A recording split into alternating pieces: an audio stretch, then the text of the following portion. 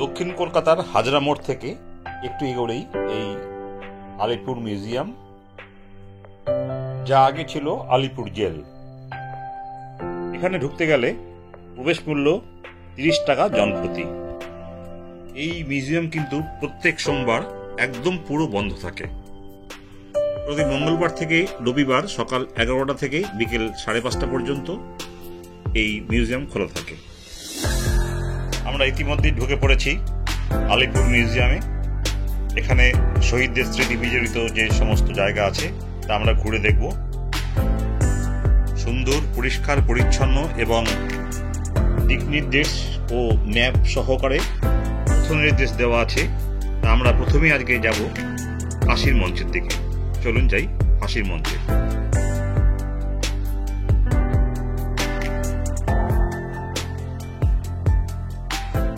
এই ফাঁসির মঞ্চে প্রচুর স্বাধীনতা সংগ্রামীদের ফাঁসি দেওয়া হয়, যাদের মধ্যে আমি কয়েকজনের নাম উল্লেখ করছি। যেমন শহীদদের মধ্যে রয়েছেন অনন্ত হরি মিত্র 1926 সালে, প্রমোদ রঞ্জন চৌধুরী যার ফাঁসি দেওয়া হয়েছে 1926 সালে, দীনেশ গুপ্ত 1931 সালে, রামকৃষ্ণ বিশ্বাস 1931 সালে এবং দীনেশ মজুমদার 1934 সালে, যাদের এইখানে ফাঁসি দেওয়া হয়েছিল। ফাঁসি হয়ে যাওয়ার পর এখান থেকেই সেই মৃতদেহকে বার করে এনে লাগোয়া যে এই ঘরটি দেখছেন, এই ঘরেই সেই মৃতদেহ রাখা হতো, যা ডাক্তাররা পরীক্ষা করতেন সেই সময়। এই পাশেই আছে ডিটেনশন সেল। ফাঁসি যাদের ফাঁসি হবে তাদের এখানে রাখা হতো ফাঁসির কয়েকদিন আগে থেকে। চলুন ঘুরে দেখি।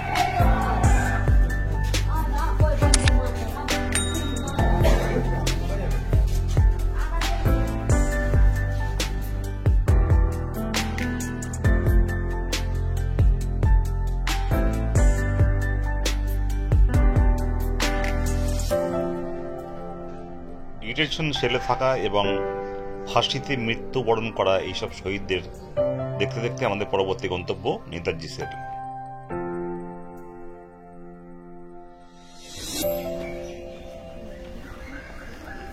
এই বিল্ডিং এর নিচতলায় একটি সেলে ছিলেন প্রাক্তন মুখ্যমন্ত্রী ডাক্তার বিধানচন্দ্র রায়। 5ই সেপ্টেম্বর 1930 থেকে 16ই জানুয়ারি 1931 পর্যন্ত এই সেলে তিনি ছিলেন।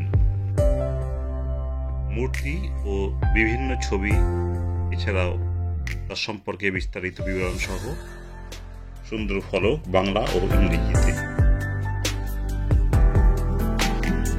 সিঁড়ি দিয়ে উপরে উঠে গেলে প্রথমেই যে সেলটি দেখতে পাবো সেটি নেতাজি সুভাষচন্দ্র বসুর কারাকক্ষ এবং প্রদর্শনীশালা।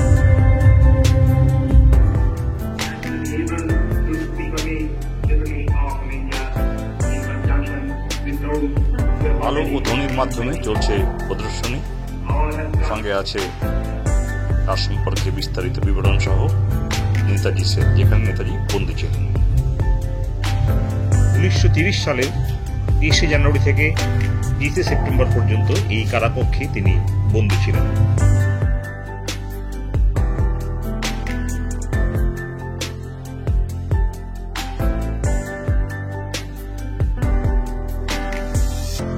দেশবন্ধু চিত্তরঞ্জন দাস 1922 সালের 14ই ফেব্রুয়ারি থেকে 9ই আগস্ট পর্যন্ত এই সেলে বন্দী ছিলেন।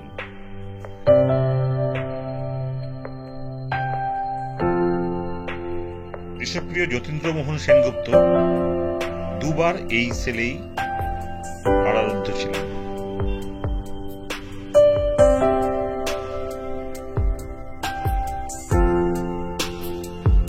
নেতাজি সেলের এই বিল্ডিং থেকে বেরিয়ে আমাদের পরবর্তী গন্তব্য নেহরু সেল।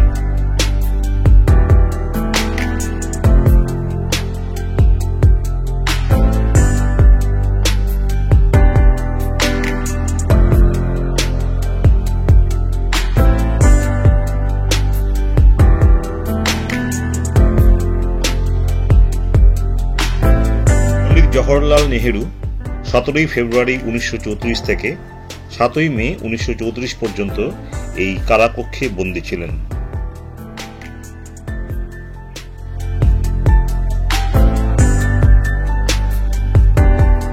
নেহেরু সেলের ঠিক বাইরেই আছে ইন্দিরা গান্ধীর মূর্তি এবং তার পাশে অনেকেই বসে নিজেদের ছবি তুলছেন। নেহেরু সেল থেকে বেরিয়ে একটু হেঁটে ডান দিকে পুরানো গুদামঘর বা ওল্ড গোডাউন, কিন্তু এখন এখানে লাইব্রেরি এবং সেমিনার হল হিসেবে এটি চালু করা হয়েছে।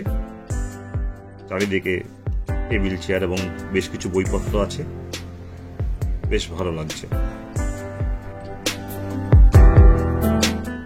কলকাতার এই নতুন দ্রষ্টব্য মাত্র 30 টাকার বিনিময়ে সারাদিন এই চত্বরে ঘুরে দেখার মতো প্রচুর জিনিস আছে, যা আমাকে এবং আপনাকে শিহরিত করবে।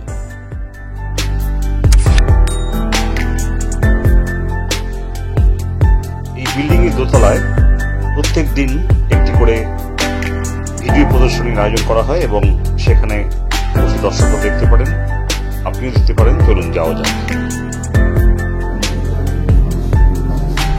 বলছি ভিডিও ট্রান্সফার অফ পাওয়ার।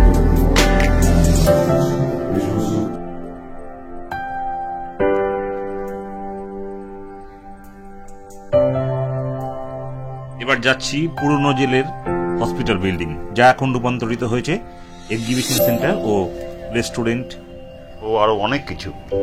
পথেই পড়বে তাঁতকল। চলুন দেখিনি আগে তাঁতকলটি।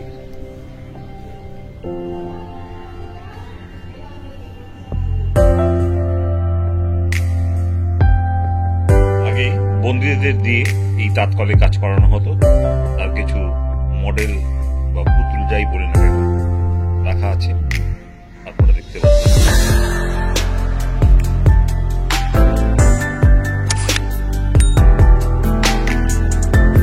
এখন যাচ্ছি যেখানে লাইট অ্যান্ড সাউন্ড শো হয় প্রত্যেক দিন সোমবার বাদে। দুটো করে শো হয়, একটা সন্ধ্যে 6টা ও একটি সন্ধ্যে 7টায়। প্রবেশ মূল্য জনপ্রতি 100 টাকা করে। কখন কোন শো হয় মানে বাংলা কিংবা হিন্দি, সেটি আগে থেকে আপনারা কাউন্টার থেকে জেনে নিতে পারবেন।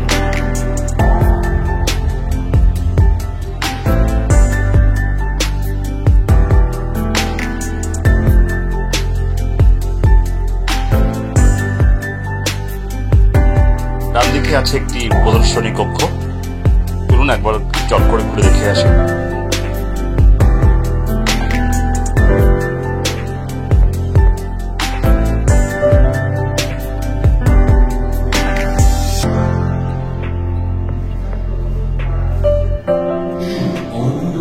এই কক্ষের চারদিকে জুড়েই চলছে অডিও ভিডিও প্রদর্শনী।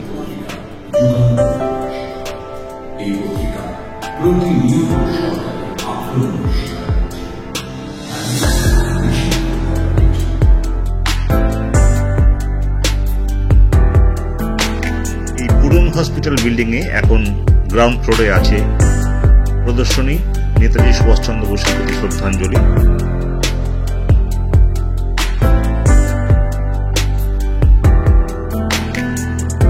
সুভেনির ও কফি শপ আর একান্তে ইন্ডিপেন্ডেন্ট কিচেন, যেখানে বসে খাওয়া দাওয়া করা যায়। আমরাও খেয়েছি, কিন্তু সেই খাওয়ার পর্বটি একদম শেষে দেখাবো। তার আগে দেখে নিই উপরে কি কি আছে। চলুন।